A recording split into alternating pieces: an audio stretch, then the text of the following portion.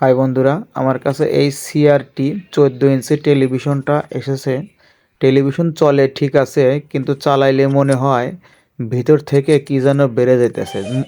যেমন পাম্প বের হয়ে যাওয়ার যে সাউন্ডটা, ওই রকম সাউন্ড হয়। মূলত এই সাউন্ডগুলো হয় টিভির ভিতরে একটা এসটি ক্যাপ আছে, ক্যাপটা খারাপ হওয়ার কারণে। চলেন খুলে দেখি কি অবস্থা, ক্যাপের কি অবস্থা।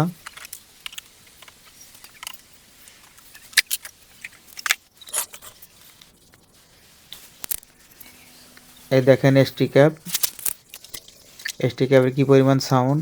ওই যে এসটি ক্যাপের কাছে ওখানে ছিদ্র হয়ে গেছে। এই ক্যাপটা খুলতে গেলে আপনাকে স্টক ছাড়া নিতে হবে, এর ভিতরে কারেন্ট জমে থাকে, খুব কঠিন কারেন্ট। দেখেন এই তারটা কি পরিমাণ কালো হয়ে গেছে, যে আমি পেট্রোল দিয়ে পরিষ্কার করে নিয়ে তারপরে আর একটা নতুন এসটি ক্যাপ লাগায় দেব। লাগায় দেওয়ার পরে ইনশাল্লাহ টিভির সমস্যাটা সমাধান হয়ে যাবে। এসটি ক্যাপ পরাইতেছি। আপনি তাতালের মাথা দিয়া এসটি ক্যাপের ওই আগাটা কেটে নেবেন তারের, তারপরে তারের উপর ক্লিপটা লাগায় নেবেন।